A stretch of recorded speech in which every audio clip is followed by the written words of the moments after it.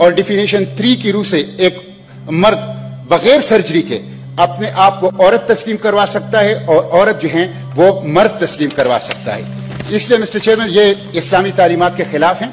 और इसके नतीजे में होगा ये, तो इसके नतीजे में होगा ये कि एक फर्द जो है बायोलॉजिकली मर्द होगा लेकिन उसके ख्यालात और जुगम और तफर्रुकात औरतों जैसे होगी, वो औरत की सूरत में आपको रजिस्टर करेगा और इससे हम जिन्स परस्तों की शादी की तरफ जो है वो मामला जाएगा। तो ये इस्लाम की तालीमात के खिलाफ है। नंबर 1। अस्सलाम वालेकुम दोस्तों, मेरा नाम है हसीब शफकत और आप देख रहे हैं हसी टीवी।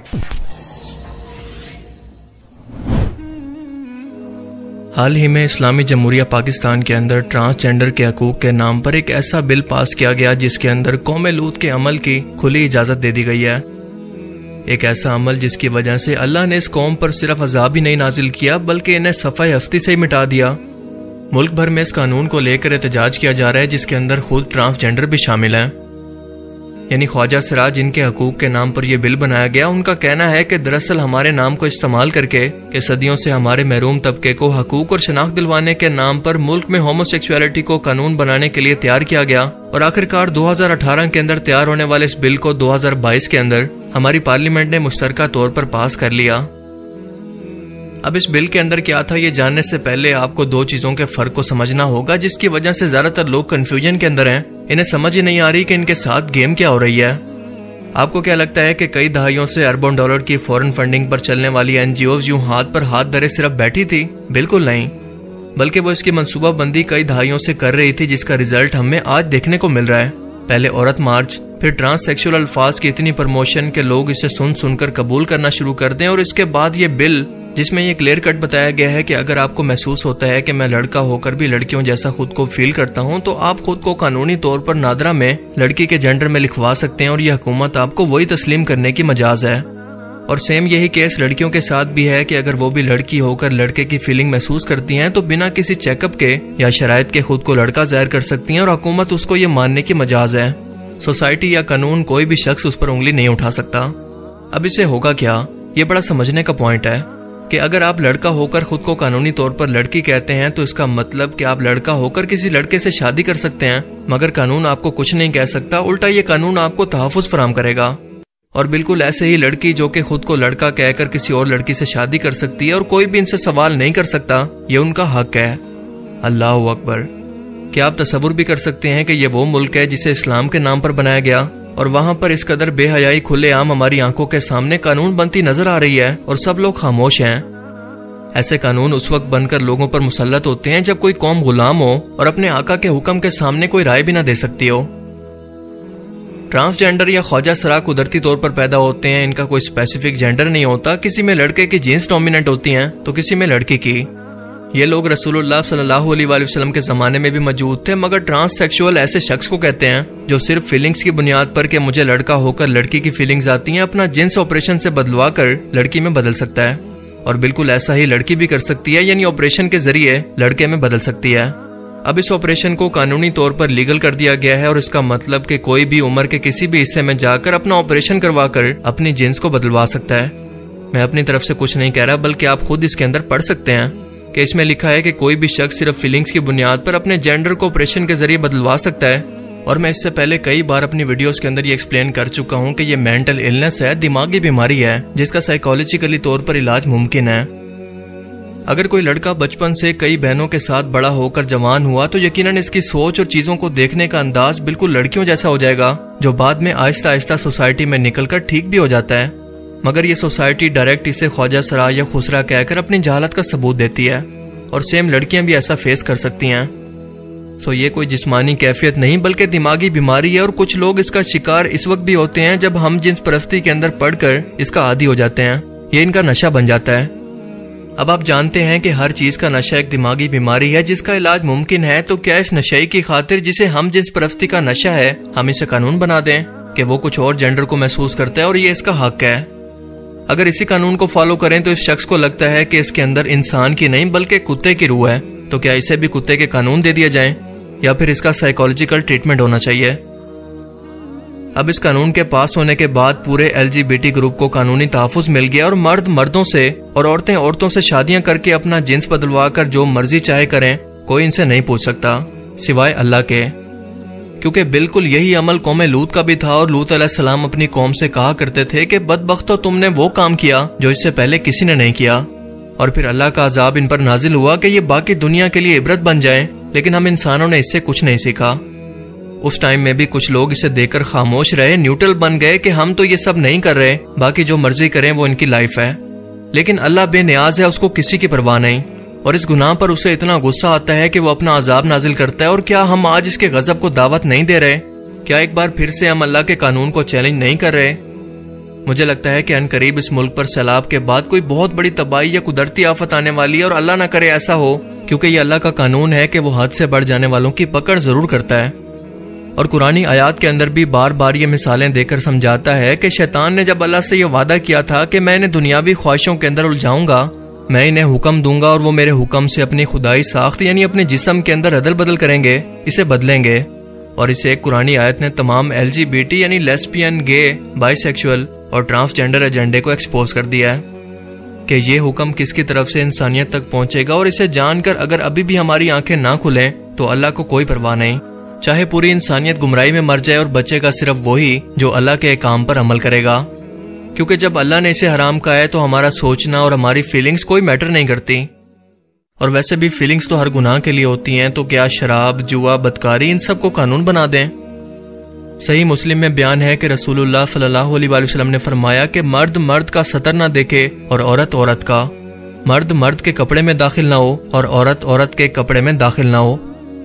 اس کے علاوہ رسول اللہ صلی اللہ علیہ وسلم نے لعنت فرمائی ایسے مردوں پر جو کہ عورتوں کی مشابہت اختیار کریں، اور ایسی عورتوں پر جو کہ مردوں کی مشابہت اختیار کریں۔ مگر اس سے بھی بڑھ کر افسوس کا مقام یہ ہے کہ تمام جوڈیشنری، مذہبی جماعتیں اور میڈیا کی زبان کو تالے لگ چکے ہیں، جو کہ یہ ثابت کرتا ہے کہ فنڈنگ صرف ان NGOs کی نہیں بلکہ اور بھی بہت سارے اداروں کی ہو رہی ہے۔ یہ قانون ویسے تو مئی 2018 کے اندر بن گیا تھا، مگر پاس آ ہوا ہے۔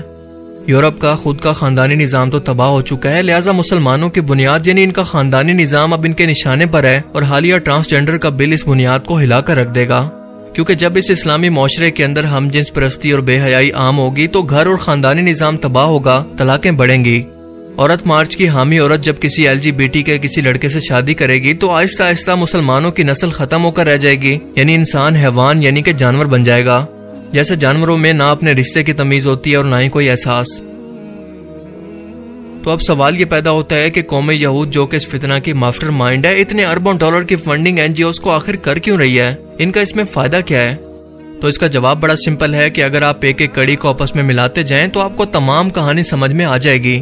شیطان نے کیونکہ اللہ کو چیلنج کیا ہوا ہے کہ میں تیری تخلیق کو بدل کر دکھاؤں گا خود انسانوں کے ہاتھوں سے، اور جب انسان اس LGBT کی لعنت کا شکار ہوں گے تو دنیا کی آبادی کم ہوگی، جس پر دجال کا کنٹرول کرنا آسان ہوگا، اور پاپولیشن کنٹرول ان کے ایجنڈا کے اندر پہلے سے شامل ہے۔ اور دوسری وجہ یہ ہے کہ یہودیوں کی تورات کے علاوہ ایک اور فقہ کی مقدس کتاب ہے جس کا نام ہے تلمود، اور اس میں لکھا ہے کہ یہودی ہی اصل انسان ہے، ان کے آس پاس موجود تمام لوگ انسان نما چونٹیاں ہیں، ان کے کوئی حقوق نہیں۔ جس طرح سے انسان کا حق ہے کہ ایک جانور کو استعمال کرے، اس کا خون چوسے، اس سے کام لے، بالکل ویسے ہی ہمارا کام بھی ہے باقی انسانوں کو استعمال کرنا، اور اس سے بڑھ کر اچھا طریقہ انہیں استعمال کرنے کا کیا ہو سکتا ہے کہ انہیں بھی جانور بنا دیں، کیونکہ انسان رہیں گے تو ہمارے برابر کھڑے ہوں گے، ہماری مرضی کے مطابق کام نہیں کریں گے، اپنے حقوق مانگیں گے۔ اسی لیے اس فتنے کا آغاز یورپ سے ہوا، اور ہوتے ہوتے یہ آج ہمارے ملک کے اندر اپنی جڑیں گہری کر چکا ہے، اور اس نے سپر پاور امریکہ کو استعمال کر کے ہمارے گھر کے گرد گھیرا تنگ کر لیا، اور وہ جانتے ہیں کہ ہم سے بھیک مانگنے والی قوم بھلا ہم سے سوال کر سکتی ہے، وہ ہمارے حکم پر سوال نہیں اٹھا سکتی۔ اللہ تعالیٰ ہزاروں رحمتیں نازل فرمائے ڈاکٹر اسرار احمد مرحوم کی قبر پر، جو کہ آج سے 18 سال پہلے اس فتنے کو سمجھ گئے تھے اور اپنے آس پاس کے لوگوں کو بھی سمجھانے کی کوشش کی، مگر جو لوگ آنکھیں کھول کر سو رہے ہوں، انہیں گھر کو آگ لگنے کے بعد یہ احساس ہوتا ہے کہ اس وارننگ کو نظر انداز کرنے کے بعد انہیں کتنا نقصان ہوا، یہ ان کی کتنی بڑی غلطی تھی۔ یہ پورا ایجنڈا دراصل ہے کہ آپ انہیں کی زبانی سن لیں۔ انسان کو حیوان بنا دیا جائے۔ ایک کتے کو شہوت ہے، جو کتیا مل جائے، چاہے اس کی ماں ہو چاہے اس کی بیٹی ہو، اس سے اس کو استفادہ کر لے گا۔ یہ انسانوں نے کیا قدریں لگا رکھی ہے، ماں، بیٹی، بہن، بیوی، کیا فرق ہے ان میں؟ عورت ہے وہ بھی عورت ہے، یہ بھی عورت ہے۔ اور خاندانی نظام کی جڑیں کھود ڈالی جائیں، گویا کہ انسان حیوان بن جائے۔ پریزیڈنٹ کلنٹن نے کہا تھا 2 سال پہلے یا 3 سال پہلے وہ جو ان کی اینوئل سپیچ ہوتی ہے، State of the Union address, اس نے کہا تھا ان قریب ہماری قوم کی اکثریت حرام زادوں پر مشتمل ہوگی، اور بالکل ڈکلیئر کرتے ہیں، پادری ڈکلیئر کرتا میں گئے ہوں، سینیٹر ڈکلیئر کرتا میں گئے ہوں، انہیں کوئی شرم ہی نہیں، اس کے اندر کوئی حجاب نہیں، اعتراف کرنے کے اندر کہیں بھی کسی طرح کی رکاوٹ نہیں، ہچکچاہٹ ہی نہیں۔ آج یہ ہمارے گرد گھیرا تنگ کرتے چلے آ رہے ہیں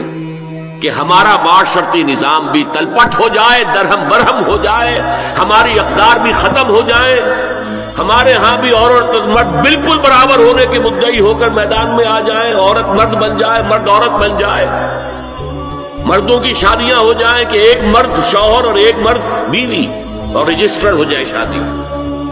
لیسبینز کی شادیاں ہو جائیں کہ ایک عورت شوہر ایک عورت بیوی اور رجسٹر ہو جائے شادی، ہومو سیکسولیٹی کو نارمل سیکسول اورینٹیشن قرار دیا جائے، کوئی جرم نہیں ہے، مرد مرد سے شہوت رانی کرے، عمل قوم لوط، ایک شخص جو ہے عورت سے اپنی خواہش پوری کرنا چاہتا ہے، ایک مرد سے کرنا چاہتا ہے، تمہیں کیا اعتراض ہے؟ نمبر 3، عورتیں گھر کا کام کاج کرنے سے انکار کر دیں یا اس پر ویج طلب کریں، مزدوری دو ہمیں، محنت دو تب ہم کام کریں۔ اگر کسی وقت کسی عورت کی طبیعت آمادہ نہ ہو ہم بستری کے لیے اور شوہر مجبور کرے